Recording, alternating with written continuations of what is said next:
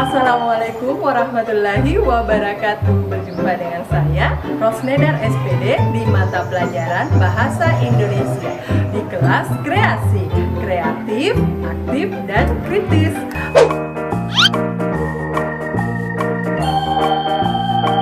Baik anak-anakku sekalian, hari ini kita akan mempelajari tentang laporan hasil observasi atau biasa yang disingkat dengan LHO.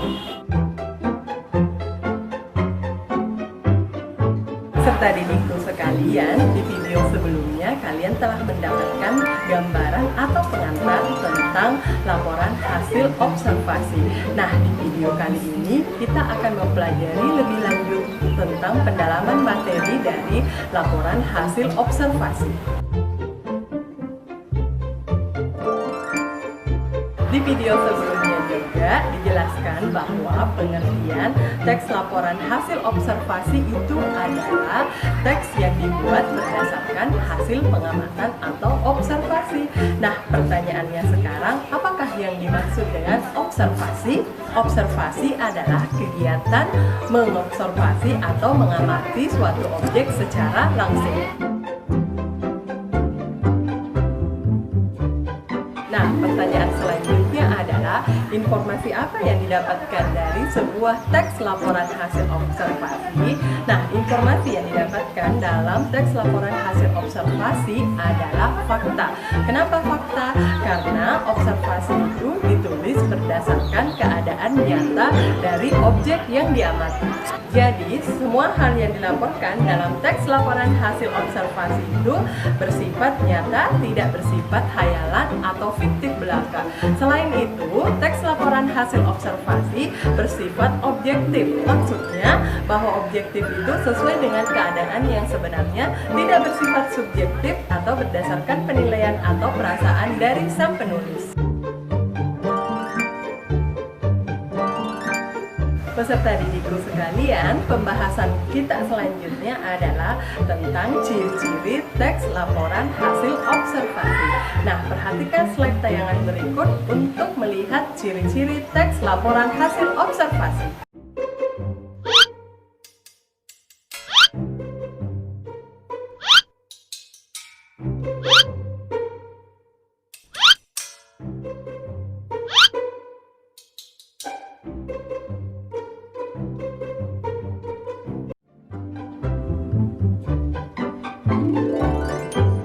Nah, materi selanjutnya adalah tentang fungsi atau kegunaan teks LHO.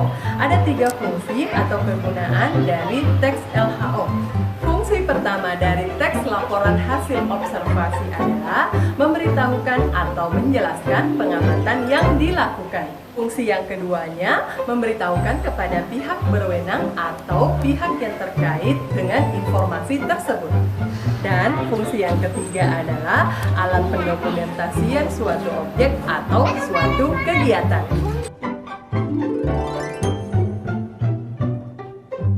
Nah, yang tadi itu adalah konsep tentang teks laporan hasil observasi. Selanjutnya, kita akan belajar tentang unsur-unsur atau struktur pembangun dari teks laporan hasil observasi. Teks laporan hasil observasi disusun dengan 3 struktur. Yang pertama adalah pernyataan umum, yang kedua deskripsi bagian, dan yang ketiga adalah deskripsi manfaat.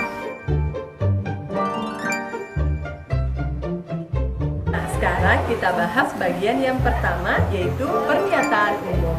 Pernyataan ini berisikan pembuka atau pengantar terhadap objek atau hal yang akan disampaikan.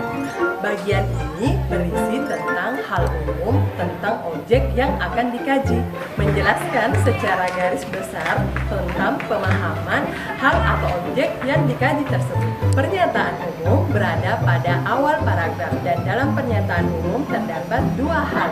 Yang pertama yaitu definisi. Nah, definisi ini merupakan pengertian atau konsep dari objek yang dikaji. Nah, definisi ini ditandai dengan penggunaan kata adalah, ialah, yaitu, dan lain sebagainya. Yang kedua, pernyataan umum juga ditandai dengan pengklasifikasian atau pengelompokan dari objek tersebut.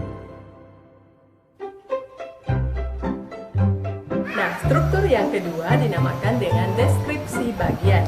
Deskripsi bagian ini merupakan bagian yang berisi uraian detail atau deskripsi objek dan bagian-bagian.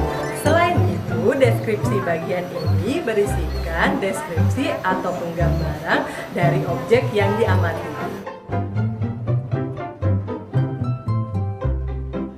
Nah, sekarang kita lanjut ke struktur yang ketiga. Struktur yang ketiga ini dinamakan dengan deskripsi manfaat.